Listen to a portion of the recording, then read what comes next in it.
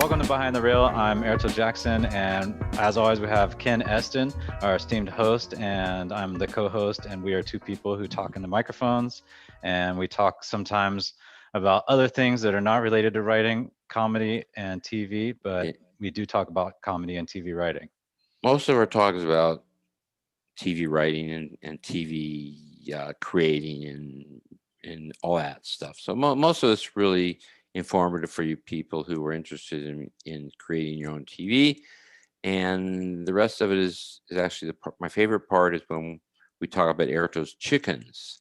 So so let's talk about. I just want to open up. Erto's got a really big traumatic event coming up at the end of this podcast. He has to give away chickens. So Yeah. I just want to ask him what that means exactly. So Erto, tell us. Well, I think what that really means is I'm gonna try to give away chickens, but really just make sure somebody takes more roosters than they take hens because I want to keep the hens, but I have too many chickens right now. So yeah, I don't know. I'm giving them to my coworker's husband's friend or something like that, which I thought I was selling them originally. So I was like, oh, cool, I'll make some money, but apparently I'm just giving them away. So, Oh, that's how but life is. I I legally have so have to many get rid of times. some. Yeah. Yeah. I found in show business now in particular, those of you who are starting out, you're going to find out everybody wants you to work for free. It's so Yeah. weird. They think, well, this goes in your portfolio. This goes Hmm. into your presentation, and you think so they don't pay you. And my daughter's just starting out, and I'm at the I'm kind of through, and Erto and I are kind of this is we do this for the fun of it, and also because I think we have important things to say. So we just do this ourselves. We don't even have anybody else involved. We're doing our own sound, our own video, everything. As you can probably tell, it doesn't look Right. Yeah. so professional, but They're like, I no, wait, didn't I yeah. didn't want to do it that way. I don't want to set it up like a Yeah. studio. That's not the point of it. So we're just kind of relaxed, and we'll tell you what we know, and I think it'll be helpful to you. But yeah, my daughter's starting out, and everything she does, they want for free. Hmm. And they always tell her, well, you'll get something later, or you'll get the credits, or you'll get back end, or you get this or that. Yeah. And she needs to make a living. Right. And, they think because everybody wants to be in show business. And by the way, that's true. Everybody I ever talked to, the guy who cuts my hair wants to be in show business. The guy who Hmm. drives the bus wants to be in show business. And I don't blame him. Hmm. And I don't know why I wanted to be in show business, but I did too. Everyone wants to be in show business. I think a show business it's our form of it's a big form of entertainment for us. So it's a big fantasy world, and it's a very positive thing. Even when you're watching horrific shows and stuff, it's still this fantasy that we all want to escape from reality into. Hmm. So we all do it. But because of that, they take advantage of you. Oh, you want to be in show business? Of course you do. Well, okay, you work for free. Hmm. Wait, I have to make a living. No, you wait tables, man. You bus tables. That's what you do. And Hmm. then you do this stuff for free. And then when you finally make it, you make a ton of money. Hmm. Well, they're lying to you because most people don't make it that big that they make a ton of money. And so you're doing this because you love it. We're doing it because we love it. Hmm. And that's okay, but that doesn't mean they should exploit us and not pay us anything. Well, not me, in this case, my Yeah, that's a daughter. good point though, because there's high budgets for a lot of productions. There's a lot of money involved, but when it comes to the person who's initially creating the project so that everyone else can have work, everyone else can do something, that's the person that they kind of it's odd to be the lowest person on the totem pole, but be really integral to the entire project. Yeah, yeah. And it's amazing. So, yeah, for me, it didn't go that way. I've talked about this before, and I just want to briefly mention that when I started on my first job in show business was on the show Taxi, Hmm. and I started as a freelance writer, and they paid me really well for the script. Hmm. Nobody said write this thing for free. I wrote a spec script for free that they liked. Yeah. But you did that Um, on your own. You didn't expect that they would yeah, even read nobody. it. Yeah, you're right. You're right. Nobody told me, "Hey, write this for us and for free, and you'll something happen." I wrote it for myself. Hmm. I sent it out myself. It got picked up, and they gave me a freelance job and another freelance, and then hired me on staff.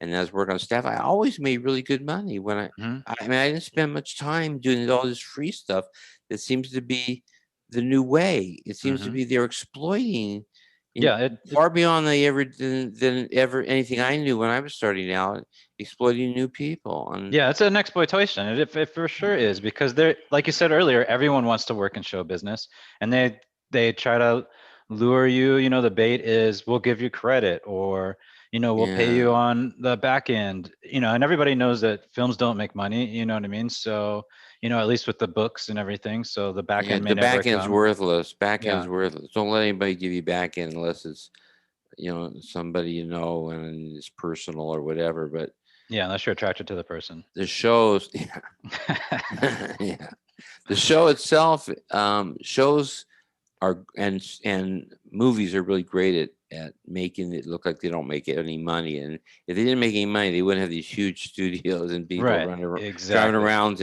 in Bentleys. So, Mhm, but they always show no profit. So you don't want back end. Do not make a deal for back end unless you get a gross back end, mhm. which is or an adjusted gross. So it's if you get a net back end, you'll get nothing. Zero. You'll get zero, Zero. like a net, like swoosh, like nothing Yeah. goes in, or Yeah. everything goes in. I don't Yeah. know how to. I'm not a Yeah. No, basketball no, I fan, but yeah, yeah. It's just it clearly. is But you want yeah, adjusted gross. You want it before everyone else gets paid out and all the money disappears. yeah. I mean, gross would be great. Nobody gets gross, but you get adjusted gross, where Right. an adjustment of the gross, which they still cheat you out of money on, but Sure. not as badly as net. If you make a net deal and you go to your friends, say, "Hey, I just made a contract and they gave me 100% of the net," Yeah. And they're like, it's "Oh, like, yeah, congratulations." well, congratulations, you got 100% of nothing. Yeah. Yeah. Uh, Exactly. And they're like, "Oh, it's a Anyhow, huge smash." Like and no movie makes money. So I mean, on the book. So it's part of the game. it is amazing. So how did I your wrote. Oh, I'm sorry. uh, I wrote Beverly Hills Cop because it was really originally written as a drama for Sylvester Stallone. And I know I've talked about this, but I did it as a favor. Going in, I knew it was a favor, right? so it was okay. Though the writers guild would be pissed at me if they heard that. Okay, we'll cut that part out. Yeah. But I did it as a favor for the studio. And anyhow, I rewrote what was a drama as for Sylvester Stallone as a comedy for Eddie Murphy. And for it, they said they'd owe me a favor. The studio would owe me a big favor. And they never gave me, favors are worthless too. They never gave me a favor. It became their biggest money making comedy in the history of the studio. Hmm. And it got an Oscar nomination. It got several Oscar nominations, even for the writer who wrote the original script, which wasn't me. Hmm. Even though I wrote the one that got the Oscar nomination, he got the nomination, not Hmm. me. And he actually got a 3-picture deal at Disney based on the success of the movie too that he didn't write. Hmm. But my point is, they promised me a favor, didn't give me a favor, and I honestly expected them to buy me like a Porsche or something. I really Hmm. did, Yeah. because they were so excited and they were so grateful, verbally grateful for what I did for them, Hmm. and nothing. They didn't even Yeah. send me a basket of cupcakes. It's like, send me some sprinkles, send me Hmm. something. Nothing, Yeah. Verbally nothing. verbally grateful doesn't pay bills. And you have bills to pay. Yeah, It's not like, there is that thing with being an artist where a lot of struggling artists are struggling because they don't either aren't in a position to where they feel like they can defend their work because they're so excited, or they want to belong. If you're too eager, that you get taken advantage of. And if you can like muster up the strength to say I'm not going to get taken advantage of, that project may not work out. I've had a project that I was not allowing people to take advantage of me, and that project didn't go through and at the final stages. So it can happen, but I don't really regret it because to get taken advantage of doesn't feel good. You know what I mean? And so, yeah, yeah. especially No, it for a really lot of makes you feel work. shitty. Yeah, especially when like Beverly Hills Cop made them so much money. Yeah. I also created the Tracy Ullman show and hired Matt Groening to create The Simpsons for bumpers for my show, Hmm. and then they spun off the series for which they gave me they gave me a percentage, and then told me it was never going to make any money right away. They said, well, it wasn't looking so good, so Hmm. they offered me some money as compensation for staying in my good favor because they wanted to work with me some more. And so I sold what little percentage I had of The Simpsons. So I never made any money off that show either. So, and that's a mega hit show. And Sure. so was Cop. Cop was a huge, two huge things that I never made any money off of. So. Yeah. So it does happen. I mean, that's a perfect example right there of how like, good graces and verbal appreciation does not pay the bills. Yeah, Those are two yeah. things where you should have had bills paid directly from those particular. I know you made a little bit. We talked about this before, how you made a little bit Yeah, I on did sell. I did get some money from when they The bought my share, Simpsons. but it's insignificant relative to the amount of money that Sure. I should have gotten. And I remember one time negotiating with Jim Brooks when I was doing the Tracy Ullman show, and I was doing the negotiating. I had an agent, but he was really terrible, and I was in there doing the negotiation, talking. Well, not negotiation, but just talking through the points of my deal. And he at one point I was saying, well, that doesn't seem like enough money given what I know my friends are making and everything, what I'm doing for the show. And he said, why are you talking about money? This isn't about money. This is about art. Hmm. But But he's if it making is money. about money and not about art, why is he trying to talk me out of Right. more my share so he could? It means he would make more money. Hmm. So why is he negotiating with me about money if money isn't important? He Hmm. should just give me what I asked for, Hmm. or we shouldn't talk about it at all. But instead, he was trying to get me to take less so his company would make more, and then reprimanding me for not being an artist by being so concerned about money and not just doing it for the art. I'm just this is so hypocritical, Jim. Sure. I, Yeah. Yeah. I didn't say that to him, but But now there is a certain amount of that because it's like, I like to, in that case, it's like you want to tell people, well, just wait. I mean, my art gets better the more money I make. You'll be yeah, yeah. surprised of what I come up with next. It's amazing how art is money is my muse, and Mhm. he said, really, Yeah, yeah, yeah. yeah, I don't know why, but it just happens that way. yeah. Money is my muse. That green So bitch is so sexy. Yeah, yeah, the yeah, more money you give me, the better you're gonna get from me. So anyhow, I know the other side of that is you don't want to be so concerned about money that you ruin some deals. I mean, sure, it's of possible at some point you ask for course. so much money, somebody says no. Well, no, we're Yeah. not interested. It's a fine line, which is why you got to get an agent who's good, not a Hmm. not a crappy agent. You got to get or a lawyer to negotiate your deal, and then trust them. You got to get somebody good because if you get a bad agent or a bad lawyer, you're almost no better off than if you negotiate it yourself. Sometimes you're worse off because sometimes agents will sell you out for their clients. If they Hmm. have a big client with the agency that has a deal with whoever it is, and These package deals and they stuff. may yeah they may give you away as part of Hmm. their bigger deal for their bigger clients or their package deal. So it's all tricky. But you guys are listening because you're artists. You people, you young men and women who want to be in TV. You're doing it because you're artists. So the money should be secondary. But when other people are making tons of money off of your work, it's not right either. If you're not getting a fair share of that.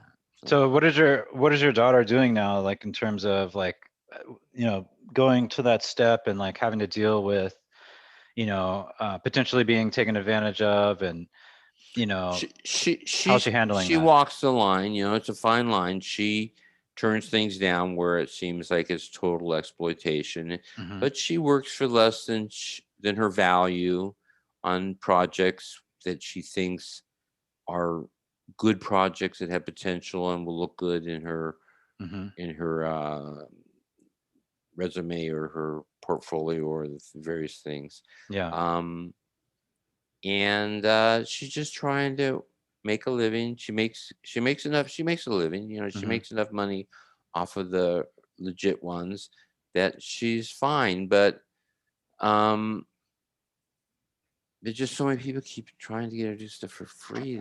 That irritates me more than I think it irritates her. So, It's but she probably, doesn't. She won't do the really exploitive ones. She doesn't do those. and of course, we're making a difference or differentiation between well-established companies that want you to work for free and doing a project with your friends to where you're all investing your time and energy, and it's an Right. If you're even doing it with playing your field. friends, if you're doing it with your friends here and nobody's getting anything, that's different. Yeah. If you're doing it with a company that's making money, then they should be paying you something for Hmm. it. That's not right. And once you get to the big game, the big show Hmm. with the major networks and the major producers in the major studios, then you should be getting good money. And the money's also controlled somewhat of what you will get by the guild you belong to. In this case, it'd be the Writers Guild, and they won't let you take less than a fair amount.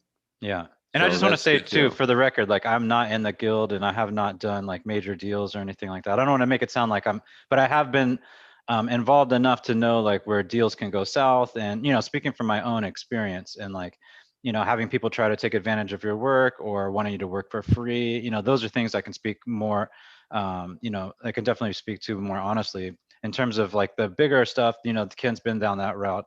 And so, Yeah, once you get to the point that you're a member of the Writers Guild, you're pretty well protected because the Writers Guild makes sure that they pay you fairly, when you're starting out. When you get very successful, then you're making more than the Writers Guild minimums and controls. So now again, it's up to you and your agent to make sure you get a fair share. Because there was a point where I was making in a development deal, I was getting at like a million and a quarter a year to do nothing. I mean, just mhm. to tell them I'd be there, and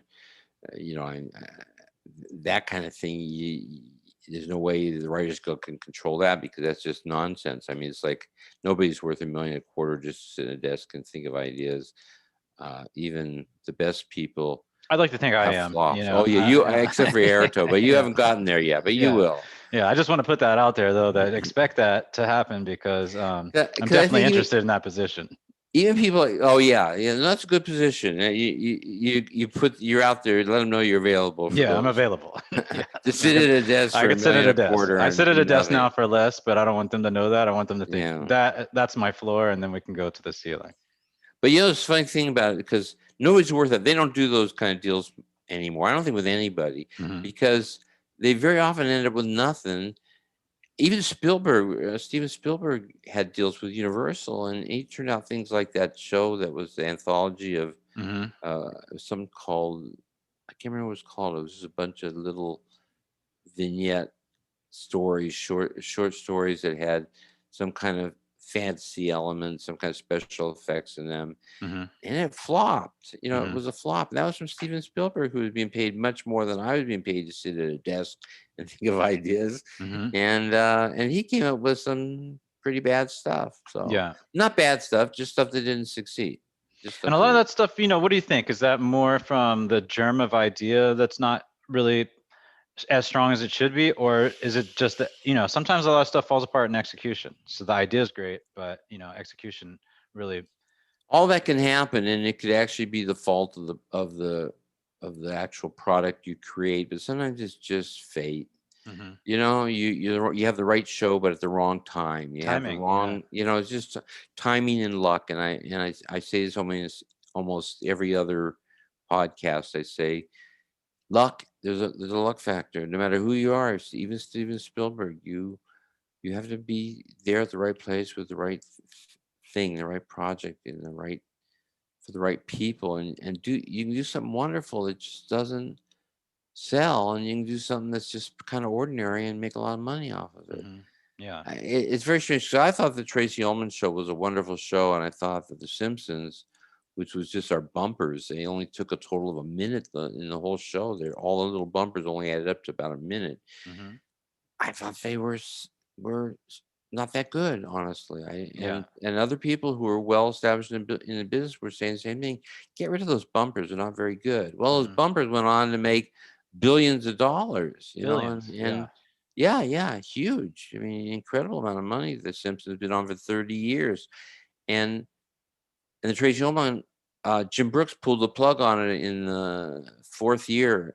It didn't Hmm. get canceled. Jim Brooks, who was one of the creators and owned the company that was producing it, didn't want to do them anymore because The Simpsons was making so incredible. The profits were so incredible that Jim was just didn't want to do the Tracy Ullman show. It was too much work, too That's much weird. I thought it was effort. about the art, not the money. Oh, interesting. Very interesting. But he would say he wanted to spend more time on The Simpsons to make sure it was as successful as it should be, or as good as it should be, as artistic Yeah. as it should be.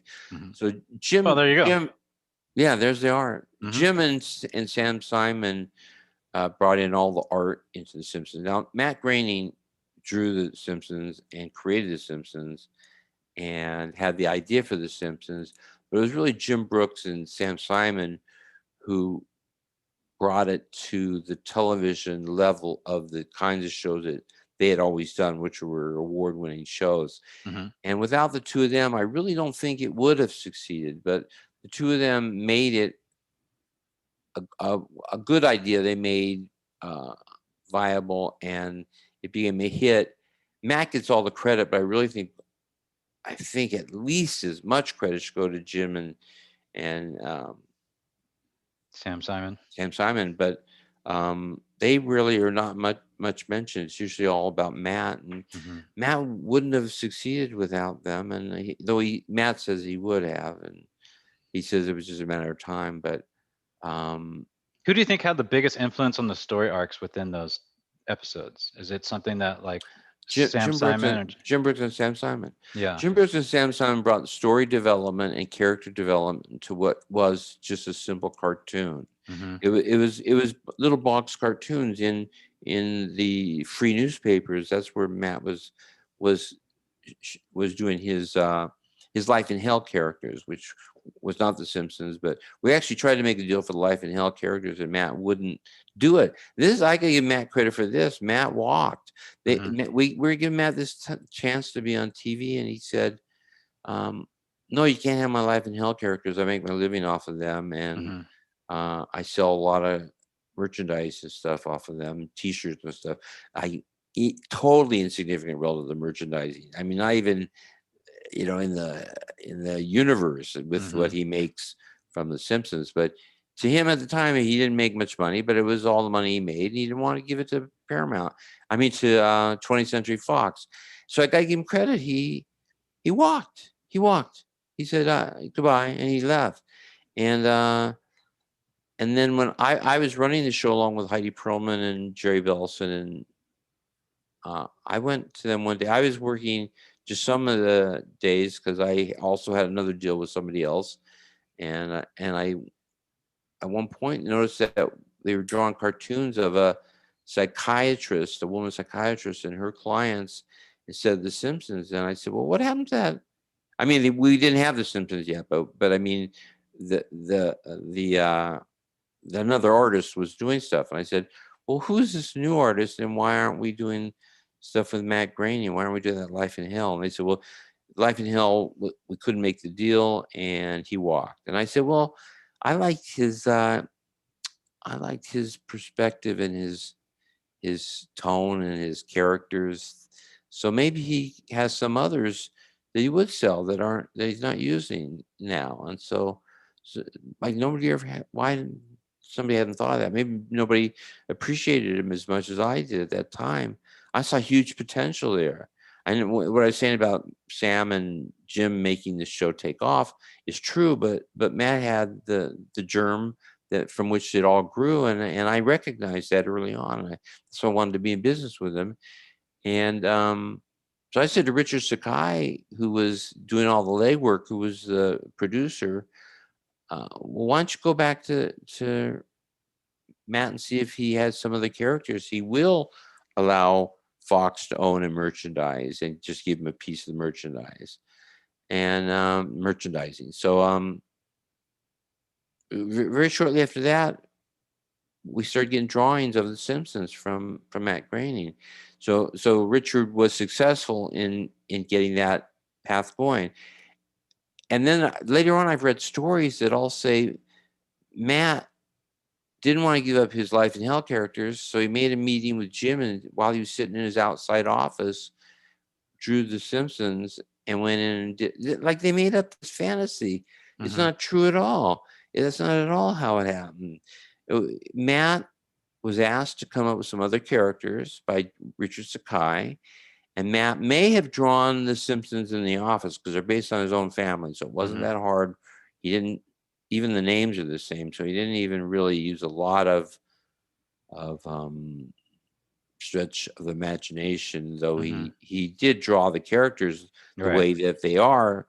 That was so uh, appealing to people. And so he did do that. He still was the creative source of the series, but he was asked to do something else. It wasn't like he was just sitting in Jim's office for a meeting and drew these characters and walked in and Jim said, "Hey, those are great. We'll go with that." I Mhm. mean, they simplified this story. Maybe it makes a more interesting story when it's simpler, but that's not at all what happened. What happened was what I told you. He walked from a deal because he wouldn't sell Life in Hell. He drew The Simpsons as an afterthought because I didn't want to lose him from the project. Mhm. And I was never directly involved with Matt. Matt and I didn't really even meet.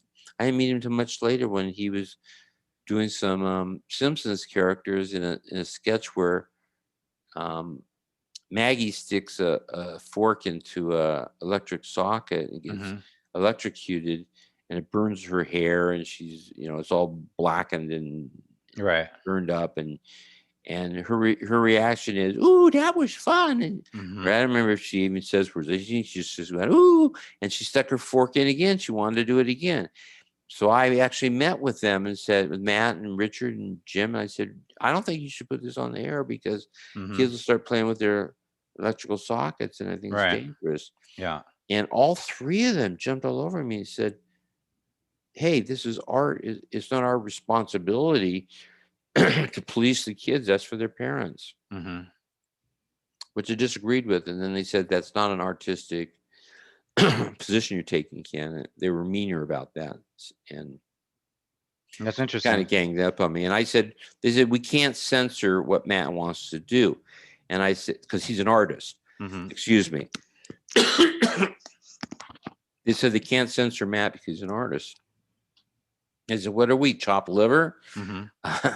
I mean, we're all artists, and we get censored or suggested to all the time. People make suggestions and changes and requests and demands all the time of our work. We're always being edited and Yeah. critiqued. Check out our episode talking about scumbags and find out some interesting information about being censored about that.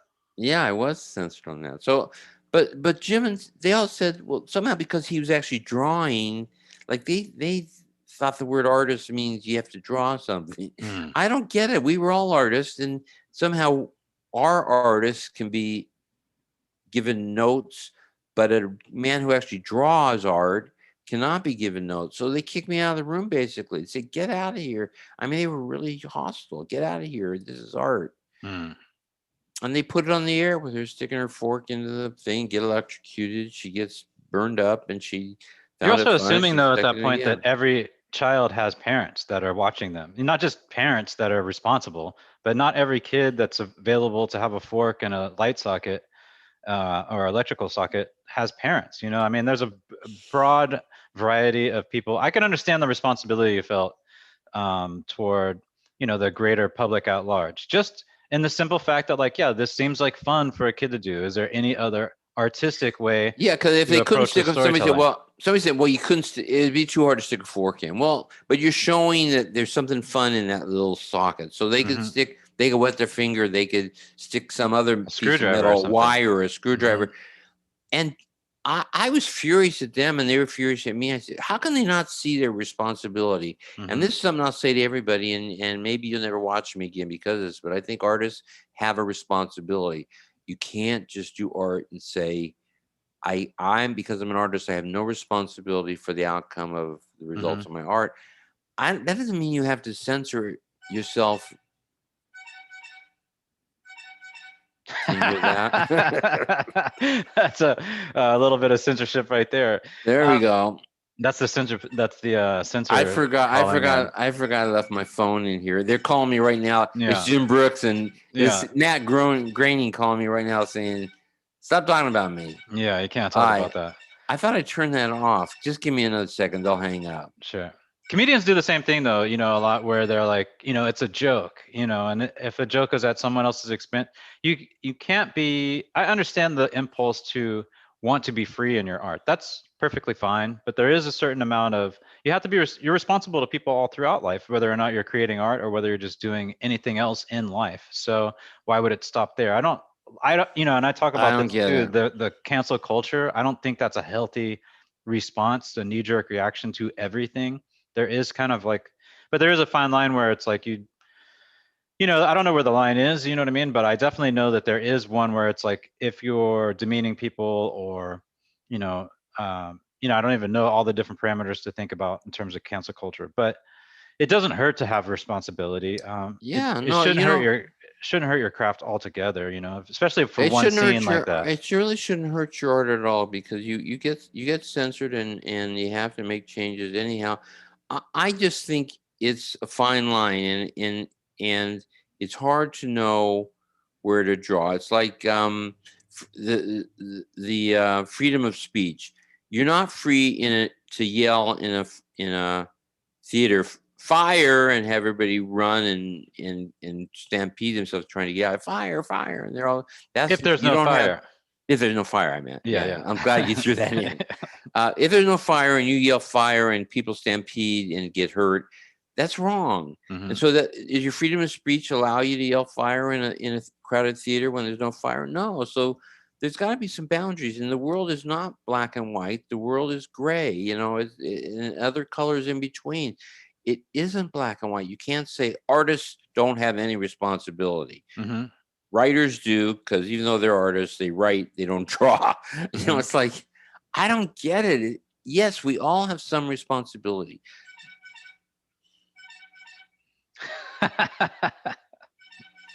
All right, I gotta answer this. Whoever it is going to keep calling me, so Okay. I gotta get my phone. You'll have to cut this out. You know what annoys me about? I see the call, I see who it's from, and I told the person I was doing a podcast, and they're calling because I'm not answering. They'll keep calling until I answer. And Hmm. that's what I talk about black and white and gray areas. This is a nice person, but that's a really kind of I, wrong, I very have a wrong trick. thing to do. I've noticed this trick too because whenever I'm managing people and I'm like, hey, I need an hour so I can take care of this stuff, don't interrupt me. That's when everybody Yeah, starts coming at you with all kinds of questions. yeah, So I don't tell them that I need that hour, you know what I mean? I tell them I'm completely available if you need anything, let's talk about it. And then they leave you alone. yeah, yeah, yeah. Yeah, I want to evaluate everybody, so I think it's good. Talk to me. I want to kind of Yeah, critique you. So exactly. I'm not Yeah, going to talk to you at all then. crickets. But I'm just saying artists should have a lot of freedom, but not the freedom to write to yell fire in a crowded theater that doesn't have a fire. Hmm. People always use that as their analogy for free speech. Yeah. Free speech is a wonderful thing, but there are some limits, like the screaming fire. Hmm. There are limits. You can't deliberately hurt people when you could avoid it. Now you could have done that same thing with Maggie. I'm not going to go into rewriting it, but there were other outlets that could have been funny that weren't killer kind of situations where she did something that she shouldn't have done, and you think she's going to be upset with it. Instead, she's delighted with it. That Hmm. was the joke was a surprise joke, a mislead of her doing something from which she seems to get a severe penalty for her doing, Hmm. and instead she's delighted with it. That's the joke. Right. Could have been done 1,000 ways, Hmm. but it didn't have to be done with an electrical socket. I'm sorry. And so Yeah. when I say as an artist, you don't have to abandon your funny idea. You just have to put it into a realm that isn't so irresponsible that you're going to kill a child or hurt a child. Hmm. Gosh, I don't get why people get so upset about it. Jim Brooks was really upset, and so was Matt and Richard Sakai. They all just said, "Well, you call yourself an artist? Get out of here. We're the artists. Get out of here." Hmm. I went, "Well, Matt, how many Emmys do you have?" Hmm. I had a lot. How many? I mean, I didn't do that, but I'm just thinking, as an artist, I had proven myself with a lot of nominations and awards and whatever, and top shows. And Matt had done nothing at that point, but I just didn't get it. I did not get it.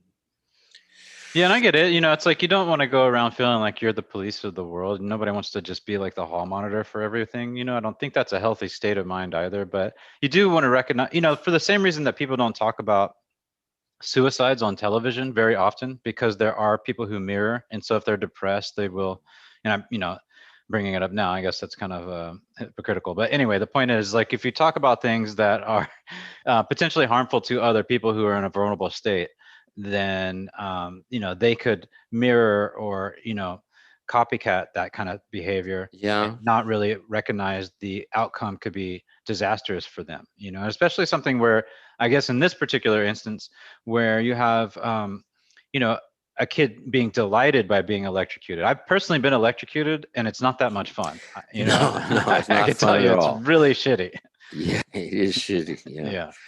I once did an episode of Taxi where I did a reclusive character who was just kind of quirky. He'd go out and do things, but he didn't like to be around people very much, and he was Hmm. an artist, and he was an Right. artist. And Elaine, which was the character who loved art, uh, drives him in a cab somewhere, and she finds out where he lives because she drives him there. And he goes in. He's my all time. She's saying to the other cab, he's my all time favorite artist. I'd like to send him a letter or something. And they, Hmm. no, no, no, you don't. He's entitled to his privacy. Instead, he contacts her because he finds her attractive, which is kind Hmm. of an interesting twist. Hmm. Uh, and then she shows up, and this is a script I wrote. She shows up, and she eventually gets him to be more um, adventurous or more exploring the world more and getting out more. And she kind of opens up. So that was kind of the story. Hmm. Uh, well, the people who were running the show at the time said it'd be, oh, that's like agoraphobia, a guy who won't leave his apartment at all, and that's funnier. And I don't think agoraphobia is funny at all. Hmm. Personally, I don't, and I didn't. But they changed it anyhow, and they made the guy have agoraphobia and actually say that. Hmm. And then he wouldn't leave the apartment at all. She came because he invited her, I guess he didn't meet her in. Oh, I know what it was. They changed it so instead of him being in a cab, he had art delivered in the cab to his apartment. So he Hmm. never left his apartment. And when she came to him, and he seemed like a normal guy, and it was fun, and they were hitting it off. And then when she took him to the door. As soon as he got to the door, he froze. He couldn't step out the door. Hmm. Now, maybe that made bigger jokes and it made bigger scenes, but I didn't really like that much. I thought it was about just a uh, guy with eccentricities, Hmm. and they changed it into a guy who had a disease, who Hmm. had really a serious mental illness. Hmm. Um, and anyhow, went on the air, and it wasn't very good because of that, I think. But and it was shot and aired, and I got hate mail. Me, the Hmm. writer, Hmm. who wasn't really the writer of the version, from agoraphobics, Hmm. who said that was a terrible thing that you Hmm. did. And I wanted to write them all back and say, look, I didn't write. I wrote it. My name's on it, but I didn't intend for it to be that way. But there's a case again where you don't have to do the agoraphobia if you think it's going to set people back and it's making fun of people with real disabilities. It worked just as funny in my script when it was just a guy who was kind of quirky. He didn't like going out because there's too many dangerous things out there or whatever. And Hmm. but he managed. He did go out and he did stuff. He didn't like going out. Hmm. So there's a case where it shows you could do it either way. And again, the artists, which were my boss at the time, I'm saying artists with quotation marks in this case, Hmm. though they're really good people and were never meant to hurt anybody. Uh, by making it agoraphobic, I got hate mail from agoraphobic. So Did you read all the hate mail? How much, like, was it not something a that lot. I only got just a few letters, have but you, but how that's much hate enough. mail have you gotten? This is actually a fun topic I want to talk about. Like, how do you deal with hate mail, and how does it affect your artistry? I got hate mail from that, and I got hate mail one other time when I made a joke about a Jewish person, and I'm Jewish, so I Hmm. thought it was funny Hmm. to a Jewish person, but I got hate mail from some Jewish people who thought I was making fun of Jewish people. Hmm. And my name doesn't look Jewish, so they thought I was a non-Jew making fun of Jews. And I did write them back and said, I'm a Jewish person who thought that was funny because it showed how stupid the person who was saying the derogatory remark was by saying something um, so prejudiced against this Jewish person. And So that some was kind the of joke. irony. Yeah, it was a It little was bit of irony. It irony. was Okay. irony. Yeah. But they didn't get the irony at all. They just heard they didn't hear the subtext, they didn't understand the joke at all. Hmm. And so they thought it was just a shot from a white guy, a white non-Jewish Anglo or whatever, not Mhm. necessarily Anglo, but a Christian or some other religion other than a Jew. And then I want to tell him it was from a Jewish person who didn't think anybody would take it literally, and I'm sorry that you misunderstood. Mhm. And so that didn't really affect anything. I felt bad about that, but not real bad because I thought they didn't get the intention. The intention was really just the opposite. It was to Mhm. show how stupid these people were for their prejudice. Mhm. And instead, they just only heard the line and didn't understand we were laughing at that person. Right. But anyhow, um, that happened in and they're agoraphobic, and that's all. I've never had any other bad mail. Mhm. That's interesting. Those are the only two times because, like I say, I think about those things, so I don't really offend people very often.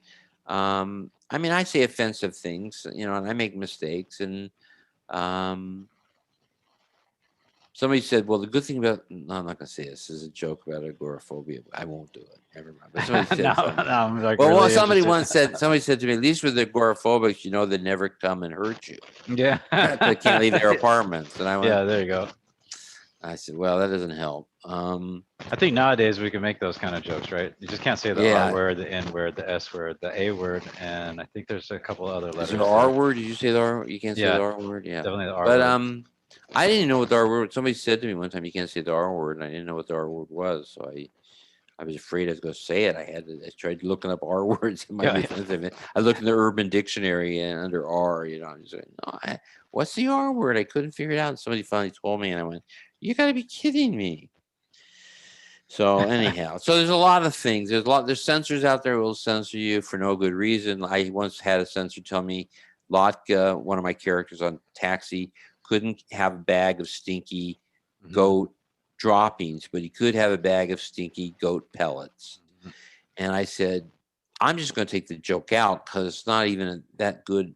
The joke isn't even that good, and I don't want to deal with you on whether I can say pellets or droppings. Um, but that was a censor's note, and so sometimes you get these ridiculous notes, and yeah. So Yeah, actually, it's interesting. What? well, I was gonna. Well, when you brought up the thing about so did the character that you had that was an artist, when they changed it to an agoraphobic, was he purchasing art or was he still an artist in that particular scenario? Oh, I'm getting a little static. Oh, okay, Oh, now it's gone. Oh, now it's okay. back.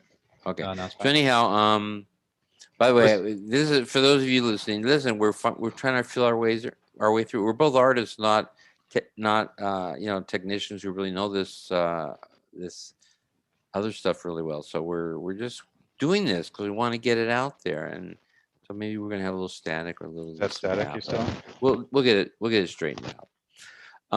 And what was your question again? I'm sorry. So was the character that was became or Oh, it agoraphobic, didn't was he change still it. he was still an artist? Yeah, he was having some of his art that was showing at an art gallery that Elaine worked at delivered to his house, but he wanted the piece right away, so he had it delivered by a taxi. So that also brings me to another question I was thinking about though, is like how we talked about this a little bit before, but the character arcs from in an episode, like now it's television, especially comedy is, or even drama actually, is pretty much renowned for being characters that don't change really. I know Yeah, that Breaking Bad was kind of a character arc change, where he became kind of a different person. Although yeah, that's probably a little bit debatable, but definitely more like, well, I want to preface that by saying, movies, the character changes, like What About Bob, for example, speaking of like an agoraphobic, is somebody who was not adventurous, could not go out, and then becomes a person who can go out and have adventures and live, somewhat normal life, And and movies usually about characters evolving. That's a big point in movies. But in television, once you sell your series, they used to. This is in the past. They used hmm to say, "Well, we sold the series. People are liking it. Don't change the character. Don't let them evolve. hmm Don't let them change the characters or the situation." hmm But that's changed now. That's no longer the mandate now of the people or the studios or anybody. It's all changed. That now they say they want change. They want the characters to change, and it's good. I'm so glad they want change because it's more interesting now when your characters can evolve into somebody else and risk the fact that you might lose some viewers who like the character the way character was originally and don't like the new character. That can happen, and it does happen with shows. But the new way of writing half-hour comedies and hour dramas and movies. Well, no, movies have always been that way, but for television, but maybe no, even television movies have always had a lot of evolution. Hmm.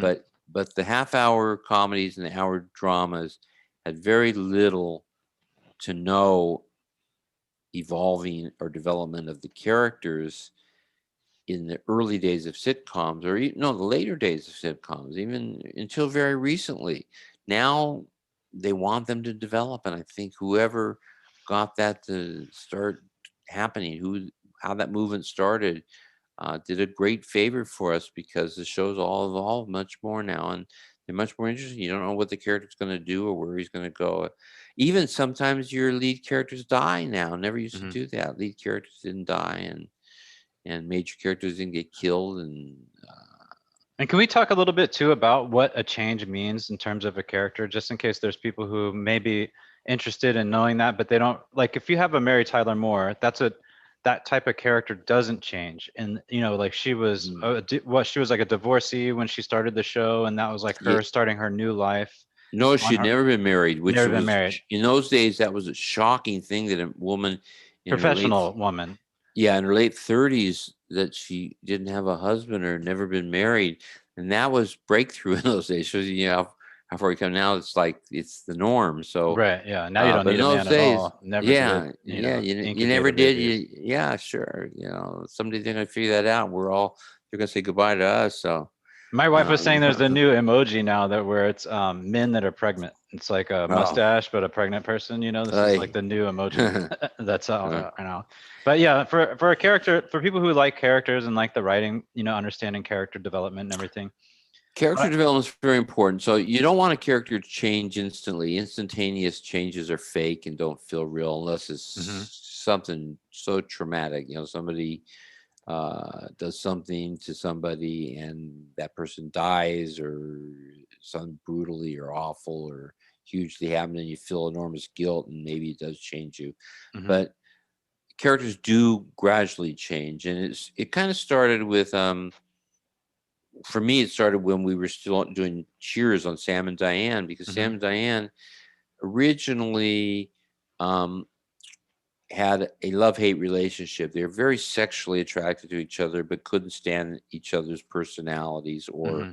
or mental capacities, Right. and their backgrounds. But they really had animal lust for each other, which was Hmm. funny contrast. And eventually, the network started saying, "Well, people want to see Sam and Diane come together." Hmm. And Glenlis Charles, who were running the show at the time, who created the show with Jim Burrows, said, um, "No, we've got to keep them apart, because that's what people are enjoying, the tension between them and wanting them to come up together." And this was a case where then Glenlis finally decided, all right, so Hmm. they brought them together. Hmm. And when they brought them together, the shows got kind of less interesting. It just wasn't the same kind of tension between Sam and Diane. So they very quickly changed the characters again, made them break up, Hmm. and didn't go back to their old relationship. In fact, Diane ended up in a nunnery, which was interesting. Hmm. Um, Sam didn't change much at all. Sam never changed. I don't think Sam ever changed through the whole 12 years of the series. And what's the difference Um, between like changing and then learning a lesson from episode to episode? Because they're very moralistic, they're moral tales. So yeah. what's the major difference between those two?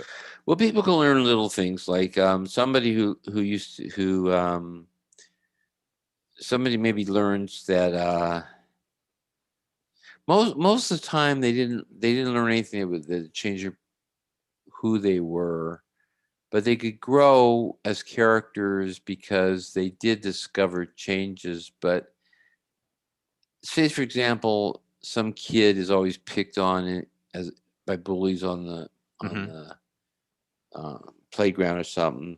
One of the lesser characters might have had that situation, and then in a kid thing, realizes by the end how terrible it makes him feel that some overweight girl who everybody used to do fat jokes about tells him, "Well, you're no different than me. You bully me all the time when you do these jokes Mhm. about my weight." Mhm. And then the kid does grow. You'd see a scene where the kid says, I'm not going to do that anymore. I didn't Mhm. realize that. I didn't realize that it's the same thing." Mhm. But that kind of growth doesn't really change the character. It just changes one small aspect of the character. The character is no longer going to make jokes at people's failings. But that's not a big character change.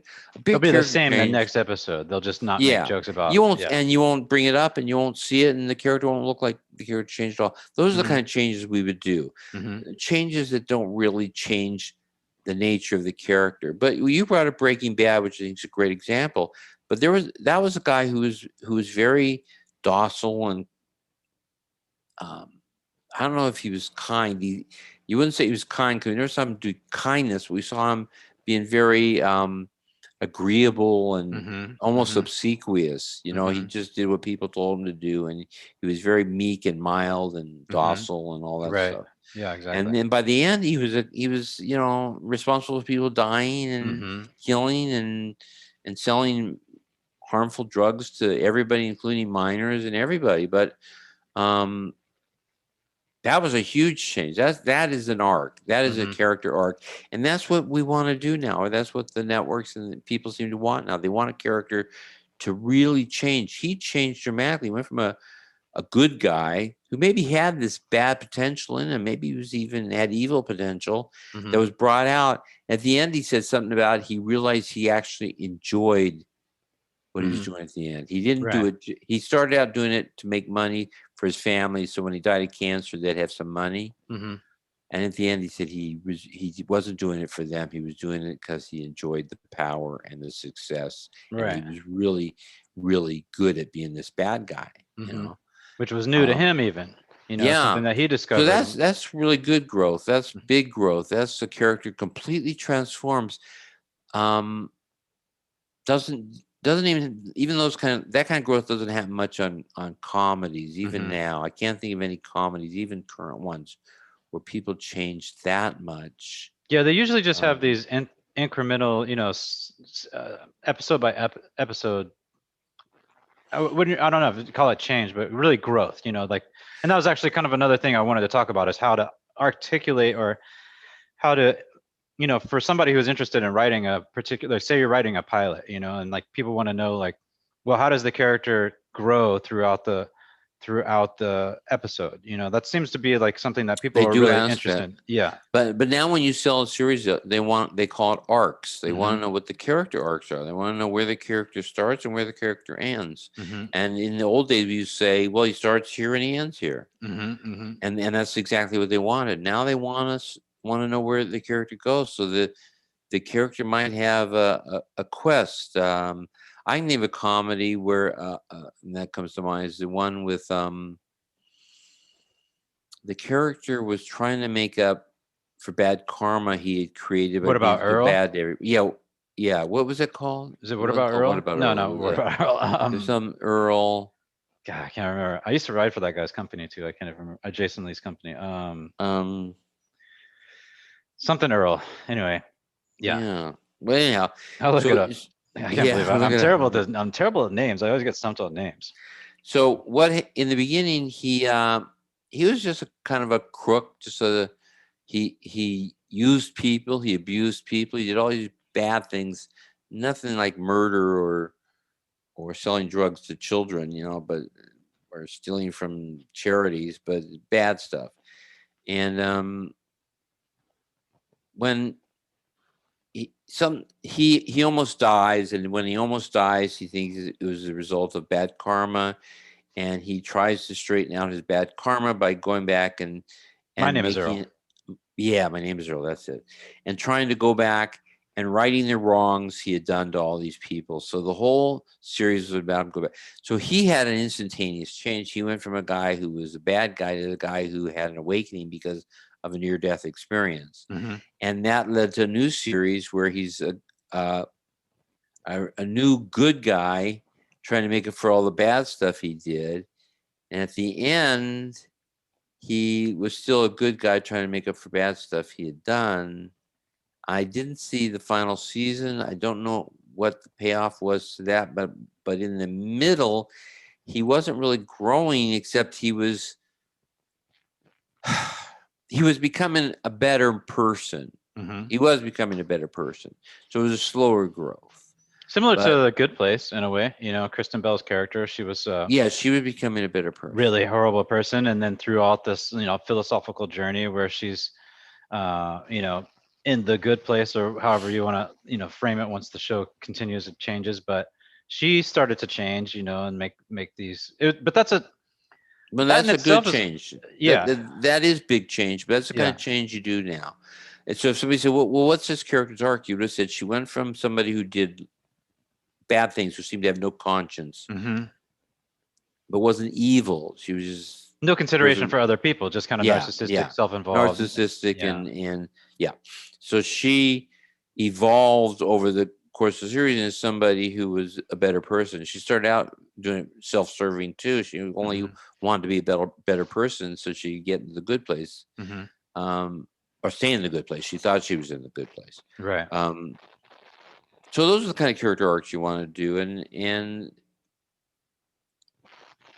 you want to have your characters change, but you want it to be believable. So if you're doing a Hmm. 5-year series, you don't want a character going from being an evil, terrible person to being a really good person too quickly. You can Hmm. get there, but you don't do it in the first season, or you've already blown your arc. Hmm. You want the arc. You want the person gradually get to be a better person, and maybe it's because they're doing good things, like in My Name's Earl, Hmm. but their actual growth is an arc that goes from this point to this point, and at the end, you want them to be a different person. Hmm. Not a different person. You want them to have changed. You want them to be different, but not so different that they're not the same Not person. recognizable. Yeah, they have to grow, but it's not so much that, like, now you have a completely different show. You could still have another episode if time allotted Yeah, it's tricky. It's a tricky thing or allowed. because um, I think about, like, in Modern Family, there was growth in, Hmm. even though they accepted the gay marriage, the whole family did right away. They kind of accepted it without genuine um,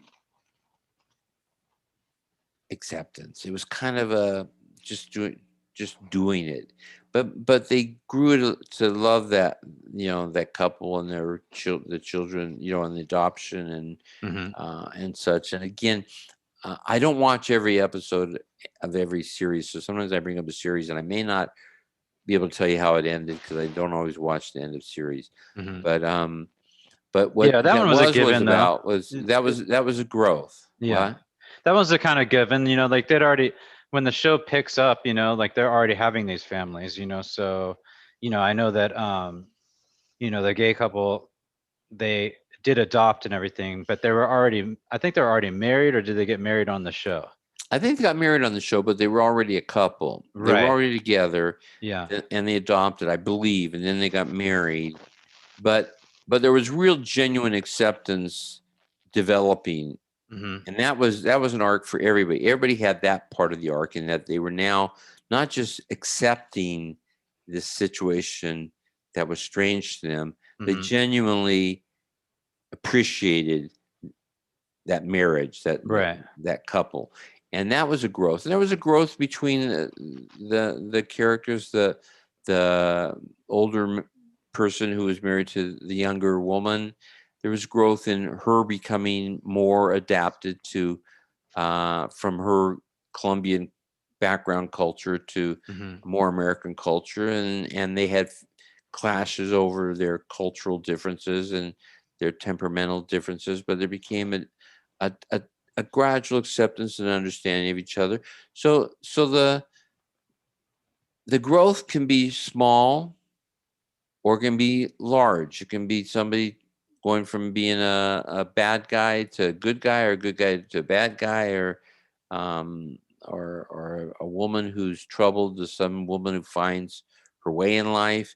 But they want growth, and that's different. So when you create a series, they're going to ask you what each character's arc is, and that you can say, well, this character's arc is this character goes through the whole thing and is still the same at the end. Mhm. This person's arc is how this person resists change despite all the things that come into life that want to change this person. This person somehow manages through the whole series to remain the same.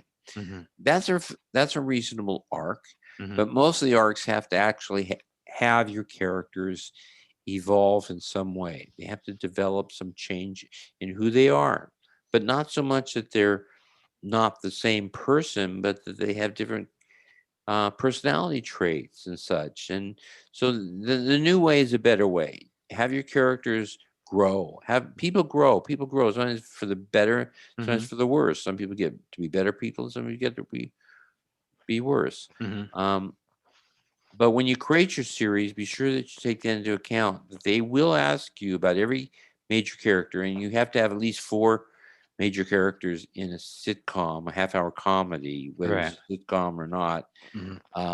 You have to have four major and some minor characters. You can have more major characters. You can't have fewer than four. You can't really have fewer than four of your main characters, but you can have more. Um, but they all have to go through some development. There has to be Mhm. character development, and that's new to half-hour comedy.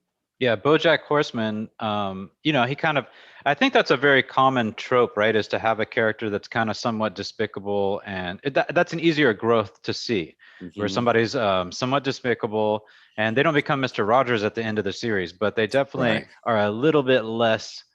They're a little bit more involved in other people's thinking. They may still be self-serving, self-involved, but they may um, develop a little bit of awareness of other people, or the Yeah. people or how they influence other people. And definitely in like BoJack Horseman, like his character was very self-involved, and so in spite of being self-involved, he would sometimes hurt people or help people, and it doesn't, sometimes that Uh, would teach him how to grow or to not grow. And that's a very common thing. I mean, if you have something like Parks and Rec, for example, Leslie Knope, she doesn't really change. She just becomes more pronounced as the person that she wants to be.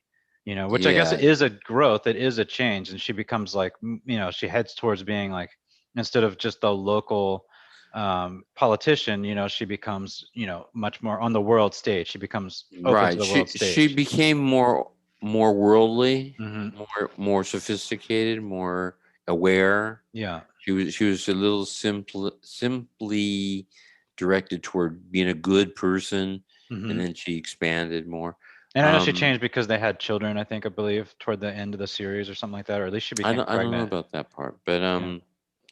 uh, I was trying to think. I was just thinking of oh, actors. There's a lot of shows of actors. Maybe that's Hmm. because we do show business a lot and we deal with actors a lot. And Hmm.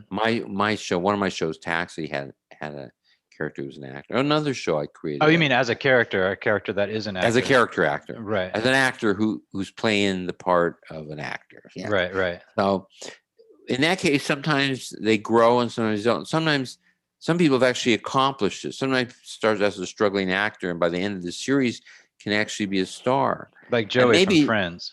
yeah, and then Yeah. maybe some people don't change at all, though. Maybe some people start out thinking, oh, they want to be an actor and succeed, and during the course of the series, they're failing, and by the end, they succeed, Hmm. but they're still the same Hmm. because they don't change. And then that's an arc, because that arc is that going through all these things that should change somebody.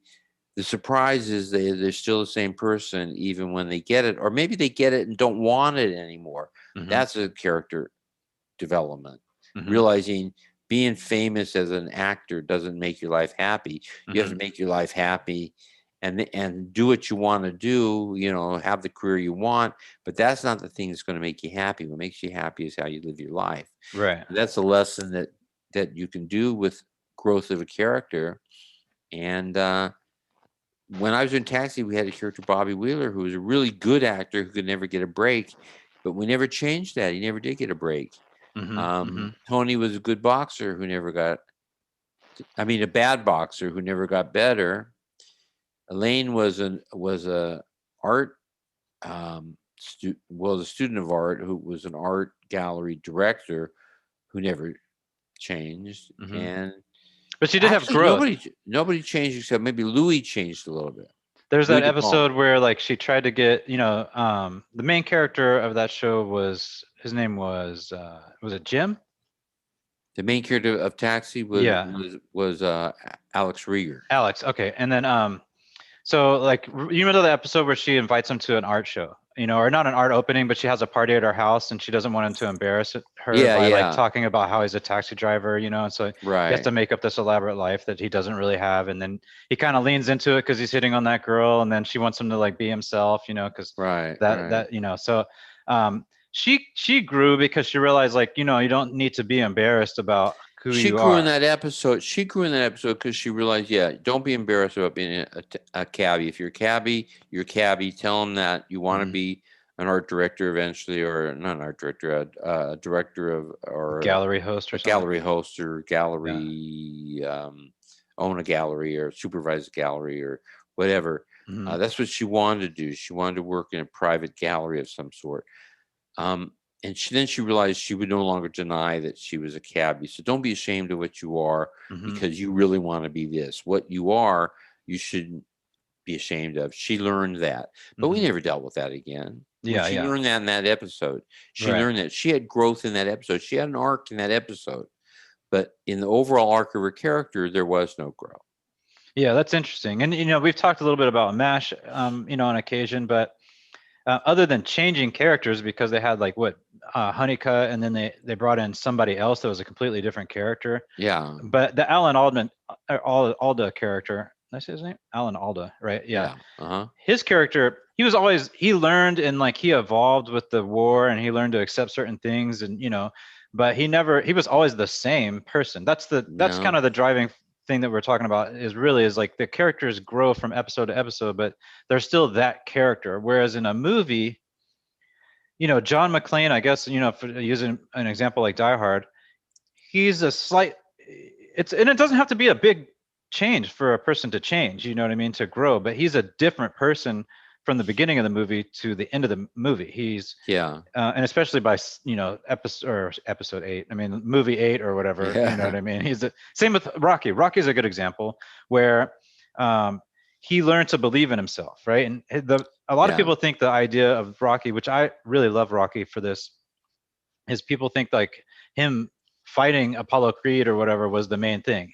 That wasn't the main thing of his struggle. His emotional, they say there's a need and a want, like there's what the Right, character right. needs and then there's what the character wants. And sometimes what they want isn't what they need, and sometimes they get what they need by trying to go after the want, that kind of thing, that all that Yeah, theoretical stuff. But and for Rocky, for example, he just didn't want to be a bum from the block. Like he didn't want to be another bum from the neighborhood. Like he wanted right. his He had a idea of low proving self himself. he had low Yes. self esteem, and then later on he didn't, and he Right. never. Although I think they kind of ruined it when they turned him into a really good boxer who was winning all his fights and stuff. It was Yeah. the first one. First was wonderful because he was a guy who everybody treated him like a bum in the neighborhood, and he was Yeah. an enforcer. He was an enforcer for a mob guy or some bookie or something. Yeah. Yeah. Some He bookie was or even something. doing Yeah. bad stuff because he thought of himself as being worthless, kind of a Hmm. lowbrow, low um, value person. Right. And getting to go the distance with the world champion, Hmm. he didn't even want to win. Do you remember that? Yeah. He didn't care about winning. He just wanted to go the distance, and Yeah. he That was it. did. Yeah. And that was a wonderful story development and point and goal, and it was a wonderful movie. And I agree. he then became A he suddenly had franchise. self-esteem. Even yeah. Then it sucked, I think. But some of them were actually pretty entertaining. Rocky Four is great. Yeah. yeah, they were entertaining, but they weren't. They just weren't that original one where it's a guy who finds self-esteem and doesn't even care if he boxes anymore. Probably at the end of that movie, you didn't have this sense he was going to go on and become the world Yeah, he champion, loses. That's the defeat beauty of people. that movie. Yeah, That yeah, most movies in Hollywood nowadays is you reach that goal. It's satisfying to a degree because you watch the people go through trial tribulations, and also now television has us always like reaching for a goal that we eventually achieve, but in Rocky, for example, what's such a fascinating character um study is that he went the distance, which was his goal, but he didn't win the fight. He Right. lost the fight, and He so lost the you fight. root for the guy that loses just because he Yeah, and made it to the big show. you're glad at the ending, even though he lost the fight. You're just Yeah, really so happy for him, yeah, and he's happy for him, and he's calling for his girlfriend yeah. with that pride and not prideful pride with the Samantha, everybody knows that yeah famous line, Samantha. yeah yeah yeah Samantha yeah um what was her name Adrian. Yeah, Adrian yeah famous this it's kind of famous like line a streetcar named Desire. Like whatever her name was. Yelling out. That's kind of like similar. Stella I think it was Stella. Yeah, Stella yeah, it was Stella. Yeah. Stella But yeah, I mean, yeah it's fascinating because that's a huge change as a person, though. Like that's not exactly what big television, change. especially comedies, don't do anything like that. But See, that would have been great if Rocky hadn't already been Rocky. That would have been great for our character Tony. He was a bad boxer. hmm If he got to move up, I actually did an episode where Tony does beat an ex champ, hmm but it was just an episode. In that episode, Tony gets to learn that being an ex champ is not such a good thing at all, hmm which was Tony's goal. And then we never dealt with that again. Tony continued to be a bad fighter who rarely won fights and was that is not his very good. character. That's his But if a he lot in had, life. but he wasn't, he had self esteem, so there was no hmm place for him to go. He already had self esteem, and he was a bad boxer who just somehow thought, I don't know what he thought. He And he had must, moral principles. That was the other thing about him, in comparison yeah. to Rocky, who had to Rocky develop originally that. had, yeah, Yeah. Rocky didn't have him in the beginning. But so I'm saying Tony was kind of okay with life. He wanted to be a boxer, even though he was a bad boxer. It really didn't, we didn't give it a whole lot of thought because hmm Tony just stayed that character, a character who, we ran for 5 years. For 5 years, he wanted to be a boxer. And from day one, he knew he was a bum boxer. That's a term, not meaning he hmm was literally a bum. Yeah. But Yeah. he was a bad boxer. He knew he was a bad boxer. He couldn't possibly thought he was ever going to be a champion given how badly he was doing, but we never dealt with that and he never grew. Nobody hmm ever grew in those days. Like Nobody grew. Seinfeld. Seinfeld's a good character study in terms of like for especially for comedy TV writing. As they don't grow, they're literally the same people, and they don't learn lessons either. That's not the idea of the show. Yeah, they They didn't even learn lessons within yeah. episodes. Whenever it looked like they could learn a lesson, they hmm went out of their way to make sure they didn't learn anything. Right. And that was one of the when Seinfeld was interviewed, he once said, "Our show's about nothing, hmm and nobody learns anything, hmm and there are no lessons." Which meaning about nothing, meaning not like nothing happens, just that like like Leave It to Beaver days or whatever. It's about whoever I can't remember. Is it Arnold or something? I can't remember the character's name, Yeah, but yeah. he The learns bad how then yeah, like Eddie's a bad person because he does this or whatever. You know what I mean? And like don't make those mistakes because that's why he's see that way. in the old days we used to just rely on the jokes. So what happened is you'd get some really interesting characters, you put them into an interesting environment, and you give them lots of jokes, give them lots of funny things to do. It's called situation comedy because you put them into situations that hmm were just situations. They weren't really big plots or big stories. There weren't changes. So we relied so much on jokes. Today's comedies rely less on jokes and more on character and character growth and development, hmm which I like better. I like it better than what we used to do back then. But I still like what we did. They were funny. They had a lot of really good jokes in it. But we always found a situation that was funny and would have a lot of jokes in it. And that was more important than the character growing. I had a couple episodes when I was very early on, when I was very early into my career with them, where I tried to do stories that had growth, and they quickly said no to those and turned them hmm down. I think I told you the one where Tony boxes and he beats the champ, the ex-champ, and Tony has tears in his eyes because hmm the boxer was always his hero and he just wanted to go the distance. It was like a Rocky, but Yeah. he doesn't just go the distance. He beats the champ and he has a tear in his eye running down his cheek because He just beat his hero, Right. who's a really good guy, who everybody loved, who was fighting this fight for a kid in a wheelchair who had to Mhm. have surgery. So everybody wanted Tony to lose, including Tony. So he just wanted to go the distance, and he beats the guy. Um, to me, that's an interesting story, but Mhm. they wouldn't go that way. They took the tear out. They didn't have him Tony feel bad so much as kind of little felt bad, but and the scene with the kid at the end, instead of it being um, kind of instead of being touching, they went for it being funny, where the kid's obnoxious and he punches Tony in the face. When Tony Mhm. bends down to hear what the kid's whispering, turns out the kid was just whispering, not because he was so emotional he couldn't speak. He wanted Tony leaning close enough so he could smack him in the face with brass knuckles Mhm. and knock out Tony's tooth. I mean, that's how far away they went from what my story was. And it wasn't about the champ at all. It was about this mean little kid. And then Mhm. at the end, gosh, he was a mean little kid. You didn't even feel as bad. In mine, you kind of were feeling bad for the kid. When Tony comes in and makes peace with the kid and says he'll be his champ, that Mhm. was really a sweet moment. I won the Writers Guild Award for that. But when they shot it, they went for the funny, and the kid's a brat who punches Tony in the face and knocks out his tooth. And though we took the part out where he knocks out his tooth out, we cut that part where he spits the tooth out. Yeah. But that's what the old comedies are about. Ken, don't do growth. That's not what Mhm. they said, but that's what it was. We're not doing growth here. We're going for the funny. Here's how this scene will be funnier instead of doing the schmaltzy thing you wrote at the end. You know, my Mhm. schmaltzy thing won the Writers Guild Award. So A little bit ahead of its time, I guess, and because like if you take a show like that growth is a little bit ahead of its time, especially episodic like that. But if you take a show like not just Seinfeld, but Married with Children, Ed O'Neill's character Al Bundy, he doesn't really, they don't grow, you know what I mean? They don't learn lessons either, they keep it right, almost like comic book style absolutely.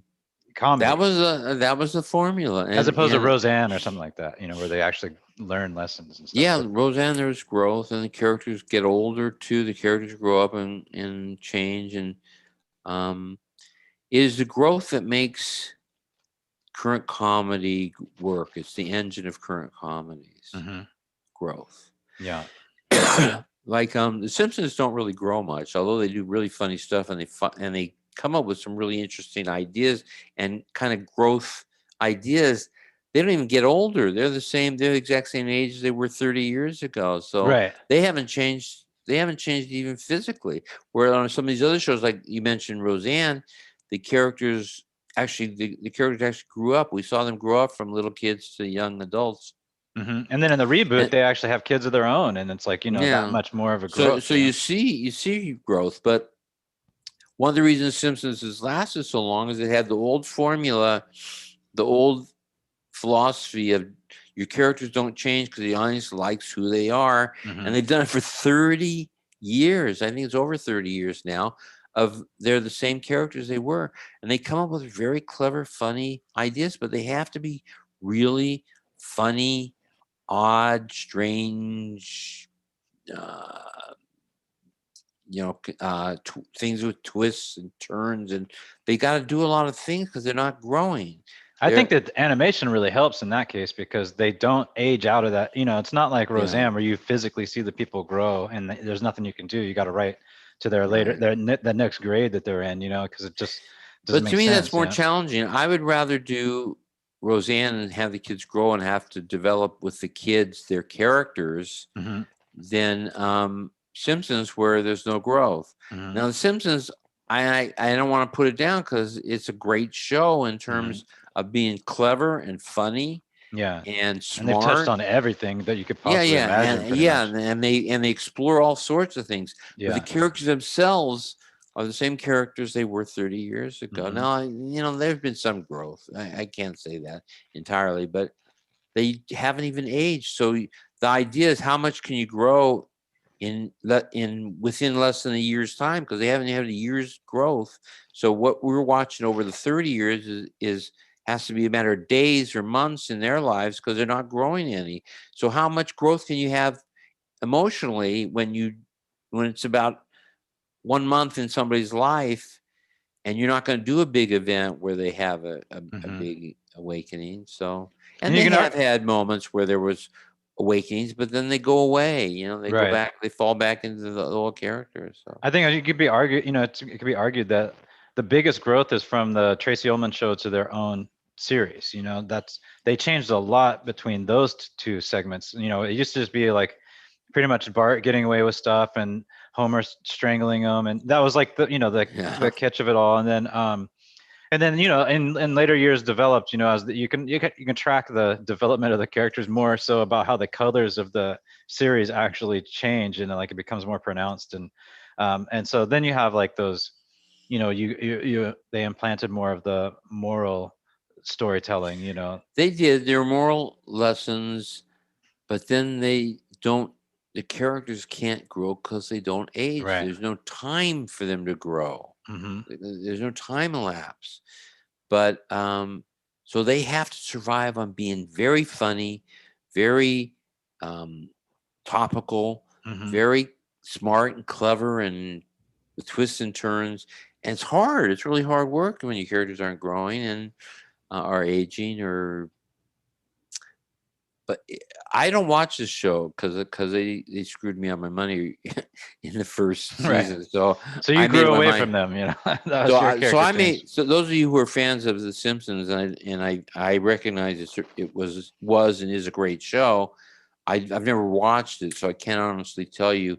I Hmm. just telling you from what I know, and the fact that over 30 years they have not aged a day. Hmm. You just can't have that much growth in your life, even if you've had a big event in your life. You can't grow that much in less than a year's time, unless it's a huge event Hmm. that transforms you instantaneously, which they haven't really done. So, but they have a formula that works wonderfully for them and for their fans. And so I got to give them credit for that. That's quite an accomplishment. But it's not what the new sitcoms are doing. The new sitcoms are growing. Characters grow, they age, they Sometimes it will oh derail the tension, like you mentioned with Sam and Diane, in Man Seeking Woman, which was written by Simon Rich. It's one of the one of, I really love the dynamics of the show. It has Eric Andre in it, and I forget the main character's name, of course, because that's what I do is I forget people's names. And yeah. so his whole the whole thing is him trying to date different women and find a relationship. But when he finally finds a relationship, it is not as it really just kind of deflates the tension No. that's happening in the show. And it's unfortunate because they do have funny stuff, and with the new relationship, and it offsets his relationship with his friend, that he hangs out with all the time. But See, that that's what can happen. So sometimes you have a really interesting character because of who the person is now. yeah. And when they can evolve to a point that ends the others. In other words, a single man who then becomes married, Hmm. if that's at that point has changed all the things you loved about his being single, His adventures and changed by, heartbreak and all but he that kind of has stuff. evolved. He's Yeah. evolved. He's become a better person and a bigger person and a Hmm. more stable person. But that took out all the funny things you liked about him. The funny, interesting, quirky stuff is all gone now. And so that's why with Sam and Diane, Glenn and Les broke them up very Hmm. quickly, broke them up again, said they're not good together. When they're together, everything's kind of cool, or everything's kind of hostile. It's a bad marriage or good marriage, but it's a marriage of sorts. They didn't actually get married, but Hmm. it's a marriage of sorts. Yeah. And it's not a good thing. It's not a good thing because you lost those characters who were so much fun. And Hmm. so that's why they didn't want to develop characters. They wanted that kind of character development in the old days. But now they tell you right from the start, develop characters, create characters who can develop. They're telling you right from the beginning, we don't want Sam and Diane, which I think They might like be a the tension mistake. though. I think people love the tension of like a Sam and Diane, but it became a trope of its own actually. That whole like keeping the two romantic interests apart as long that's also the Yeah. basis of romantic comedy, except for those in terms of movies will evolve inevitably to where Eventually they they eventually come together. They reunite. eventually Yeah. marry or come together, whatever. Yeah, they always do in a rom com, as a television, a movie, romantic comedy. They always start out not liking each other or liking each other and quickly hating each other, then hating each other, then liking each other, and at the end Hmm. they come together. I Which mean, is a that's very kind of the, banter heavy kind of yeah, but genre. that's the formula, and they always end up together. So you can anticipate that. What you can't anticipate is the way your writer's going to make that happen. Hmm. So you know they're going to end up together, but you don't know how. So you're watching to see how they're going to end up together when it looks like they're so different. Hmm. How is that going to get them together? I prefer when you don't know whether they're going to get together or not. I'd prefer that, but it's almost impossible in a romantic comedy because they always end with them together Oh, you always or know, you feel it success. coming, you know what I mean? Especially if you study screenwriting and, you just Right. know where, oh, they said this, that's going to happen So next that can't be your scene. point. So if you're writing the script, your point can't be that they come together. That can't be your interesting conclusion. Your interesting conclusion has to be the way they Hmm. finally come together. Yeah. And like Community is a good example too, where they the show evolved. Jeff Winger kind of stayed the same and they tried the best they could to make him stay the same and keep all the people, all the characters around. But they lost the Chevy Chase character who was, Pierce Yeah, Hawthorne, and then they lost Troy Barnes, which is that was played by Donald Glover. And Abed, he kind of stayed the same, but even he evolved once Troy Barnes left. And it really does, it alters the dynamic of what you tuned in for. And I don't know if that's the disappointing part internally when you're as a viewer.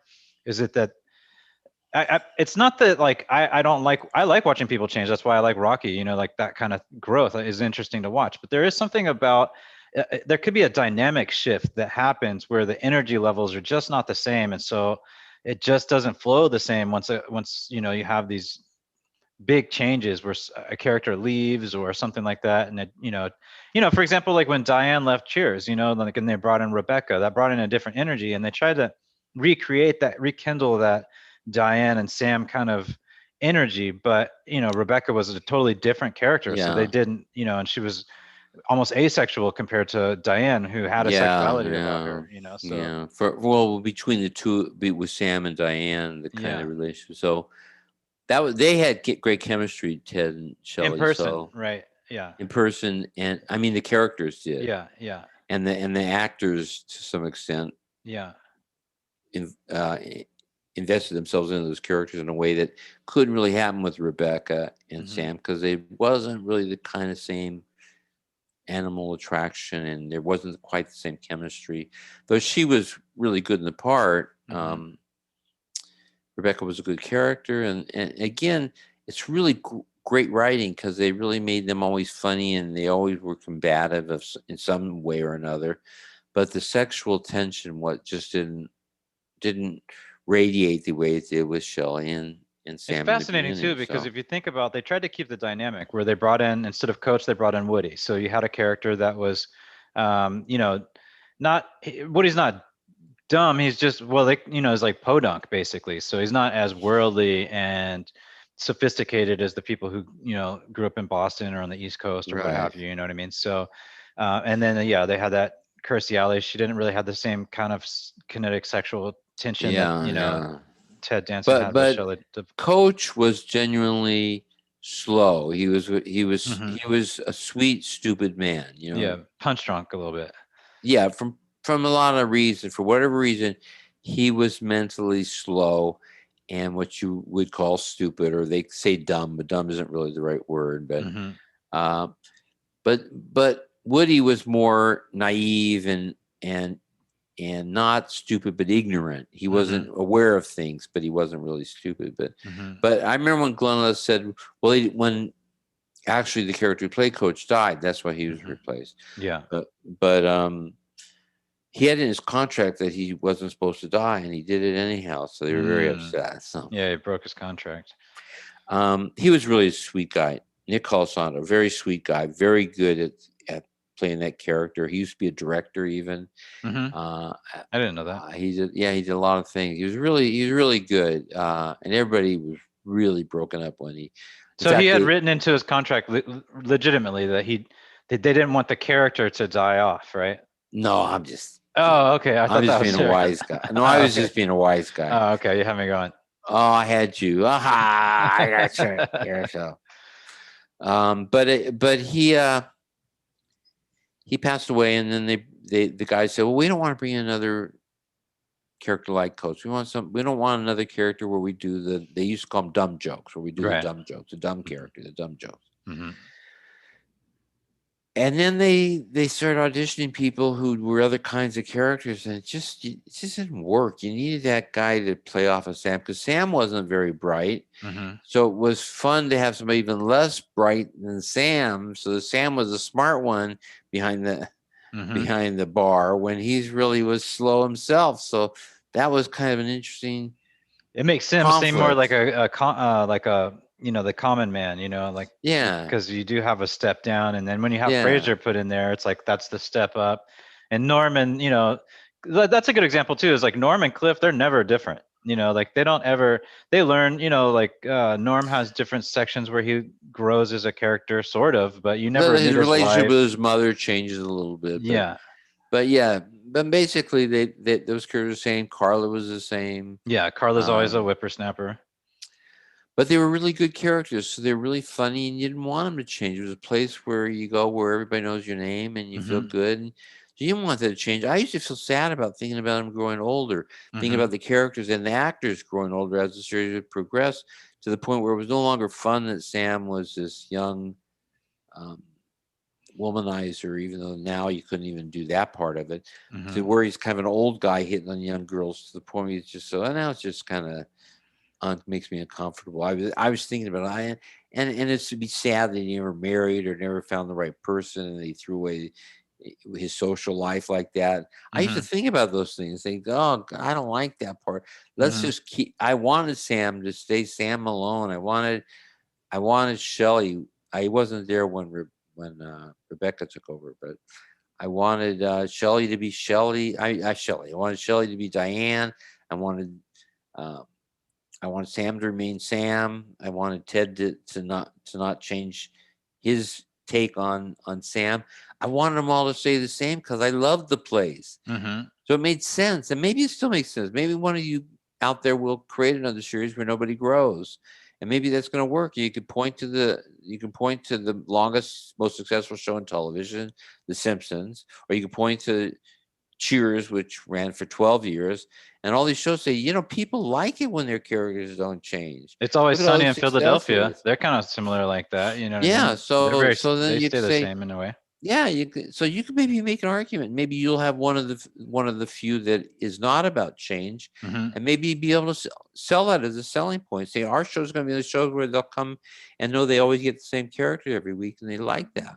Yeah, even in Big Bang Theory, they kind of evolve as the series goes on.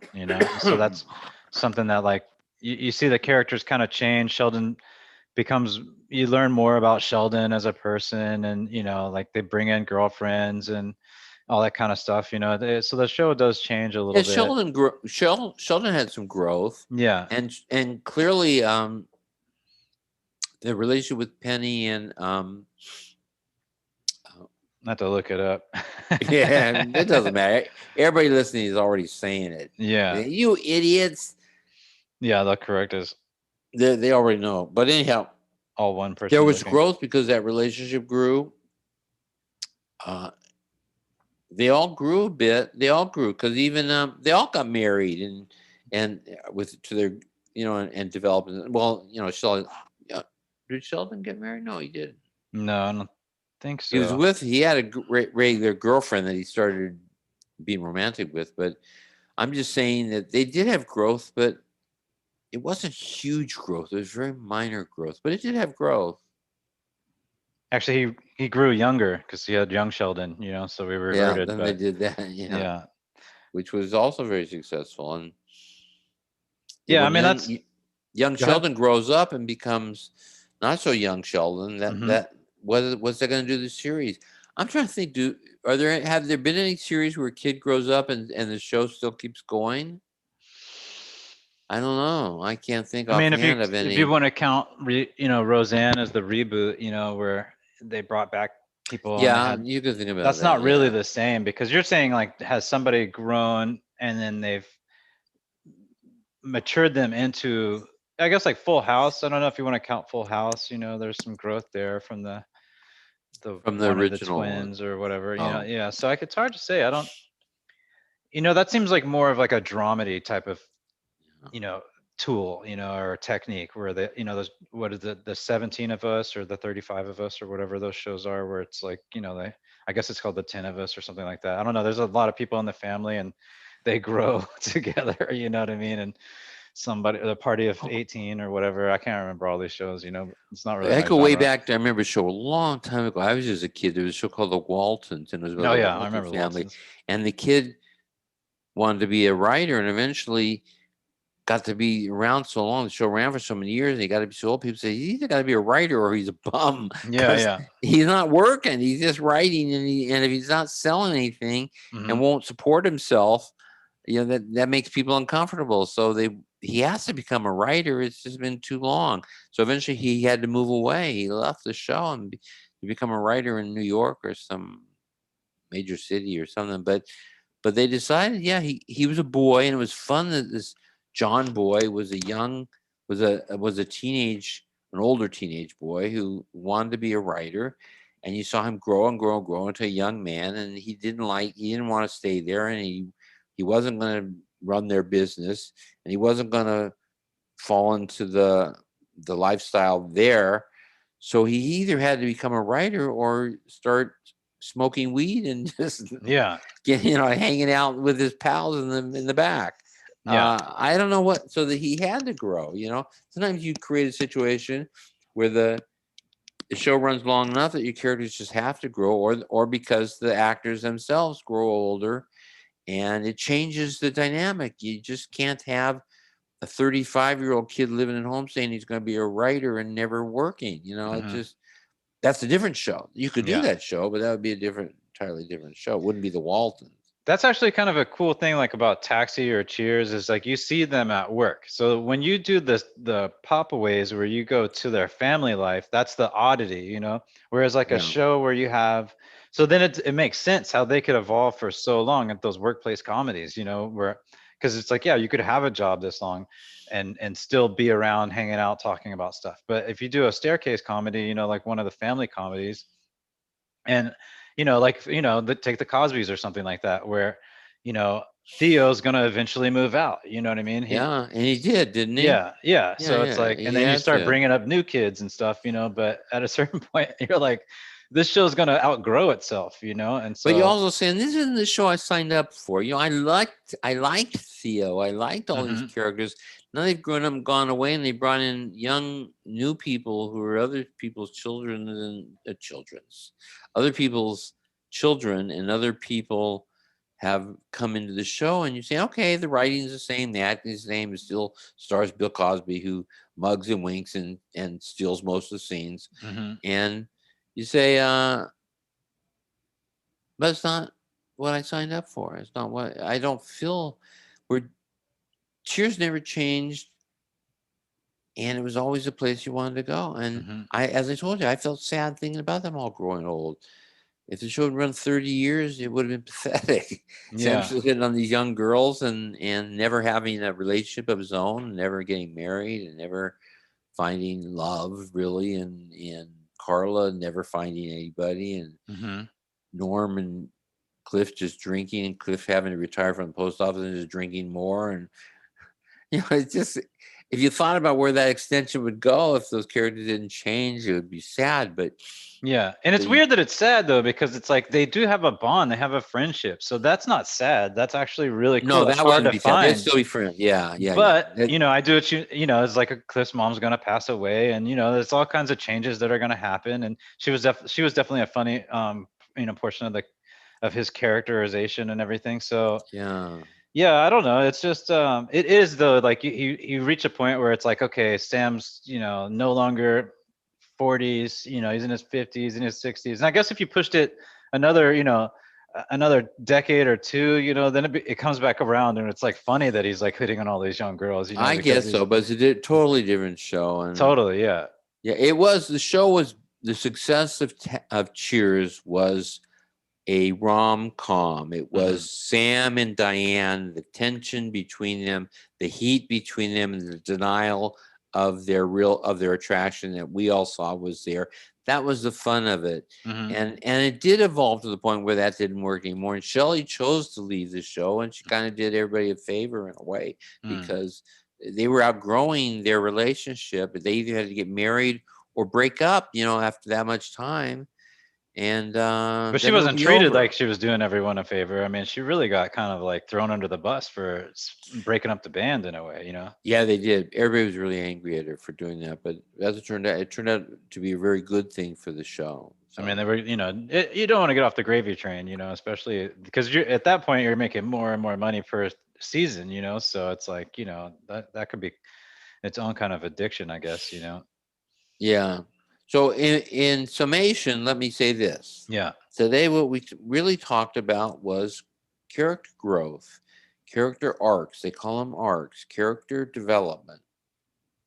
What it's it's something to play with. It's something to think about. You don't just write characters and not think about where they might go.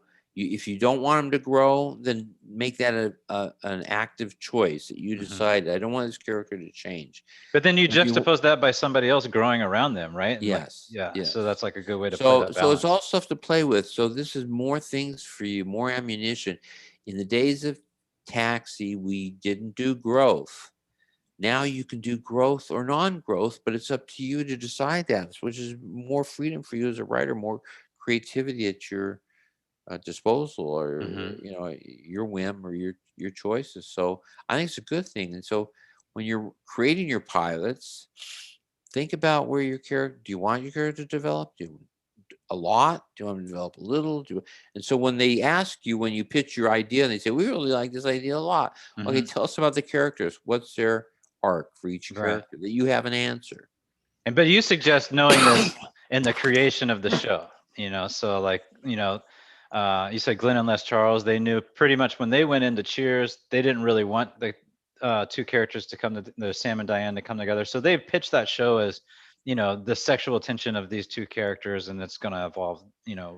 Right. And then it run maybe five, Hmm. 6 years, and that'd be the end of it. And then maybe you could get married because the show was over. Right, right, right. Yeah, that's when you would But do it, right? Because you yeah, get yeah. that At the final end, the last season. episode or Yeah, the last season or the yeah, the end of wrap up. the end of the last season. Hmm. But the show ran for 12 years, so they had to do more than that. Yeah. And what made that show survive is that it was really well constructed. Hmm. It was a wonderful set where everybody wanted to go. Hmm. Really terrific characters that everybody found funny and sympathetic, even when they really weren't the nicest people in the world. Even Carla was sympathetic in her ways. Hmm. Uh, a place where you rooted for your characters and you wanted to see them every week. They were your friends. Glenn Less accomplished that, and Jim Burrows. I keep leaving Jim Burrows out because he's a director, but he had a lot of say with the creativity of Hmm. the creating of the show.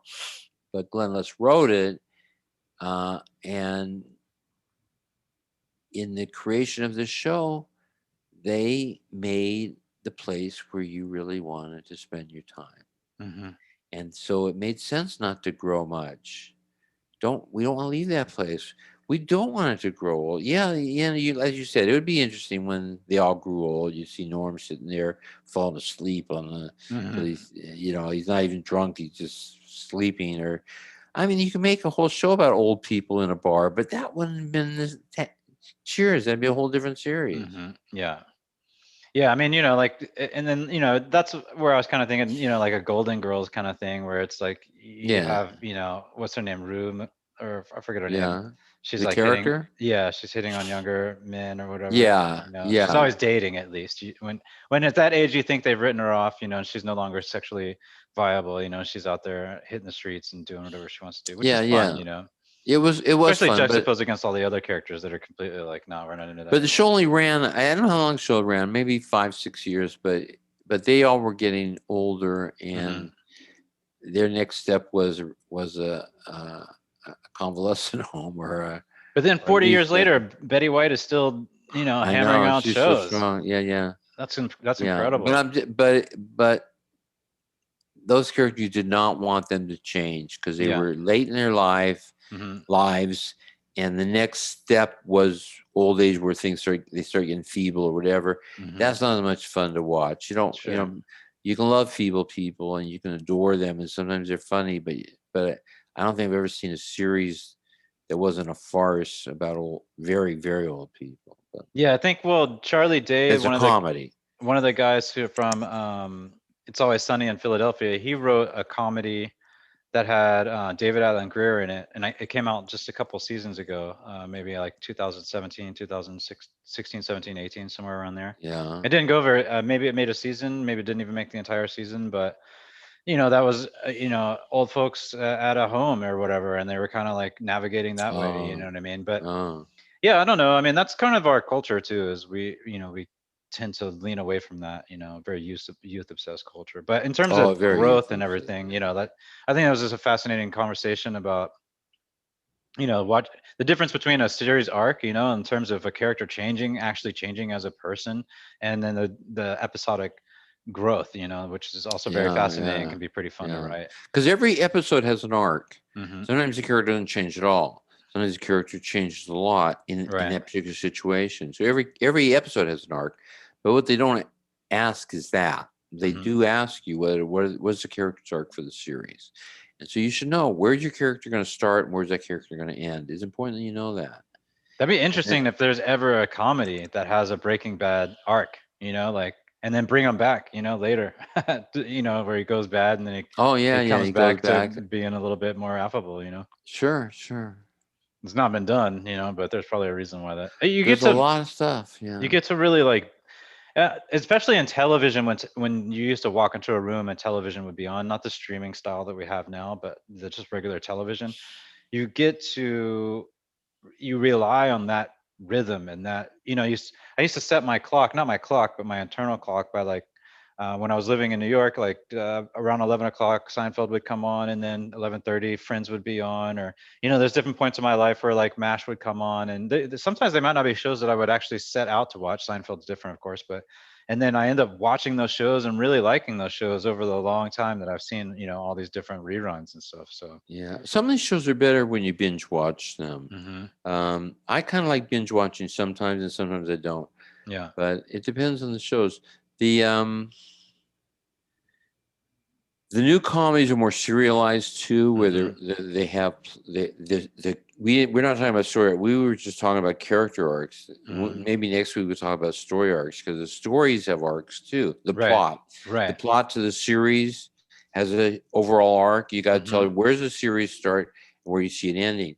Now we didn't do that in the old days because we didn't know where the series was going to end. We didn't know if it was going to run 5 years or Hmm. 12 years or 30 years, so we didn't want to project the ending.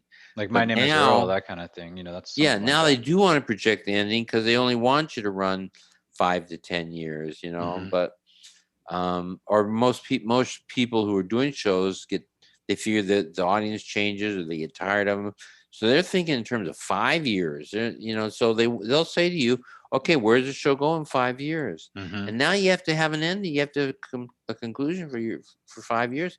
It pretty much, in a way, locks you into having a shorter run series. It's Hmm. only going to run 5 years because you're on this arc that you've developed of this the story arc for the series is moving along at that pace that you've set. And when you start reaching number 5 and you get to 5 and it gets to that where it naturally has to conclude, you're done. Hmm. Where we didn't have a concluding. We didn't think of story arcs. We didn't think of character arcs. We Hmm. just said, let's put a bunch of characters in a funny situation Hmm. and make them very funny, have a lot of jokes. Week after week. And there's Yeah. something good about that. But Yeah. now they're looking for terminal series. They want a series to have beginning, middle, and end, and an episode. And I say that I think that's a good thing because I don't want to see a series run. I don't want to see a show run for 30 years. Hmm. Well, Too these too days long it's for like, me. if you get past season 2, that's a real milestone. Like, holy cow, you got a third season. That's, I There are can't some believe it. stars who've done shows who've actually requested that, and not requested, have said I'll only do the show if it only runs 2 seasons. Yeah. And we used to do 22 to 25 episodes every season, and now they do 8 to Hmm. 10 a season. So everything's been cut way back, including the money we Hmm. writers make. That's been cut way back too. So Yeah. it's still a lot of money. It's still a good career, and it's fun and it's creative, so it's worth it. But in my day, we used to make so much more money because we did more episodes.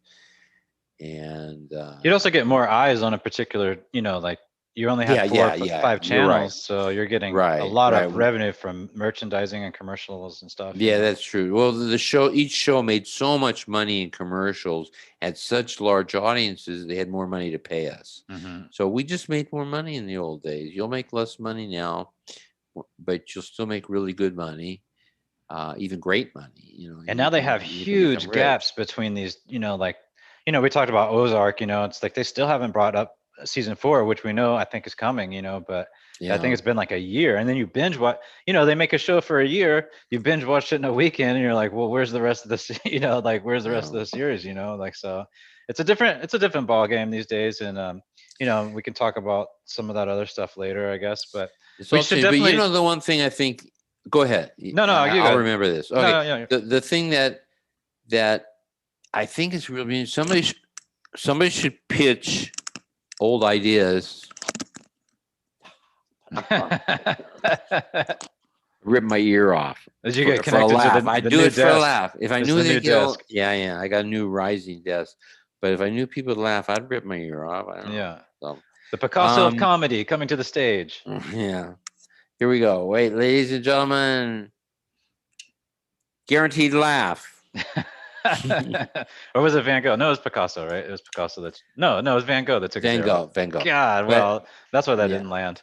but because his headset didn't fit well either. Yeah, That was the problem. yeah. Um, Wow, that but really bombed. but That makes sense now. but the shows today are really good.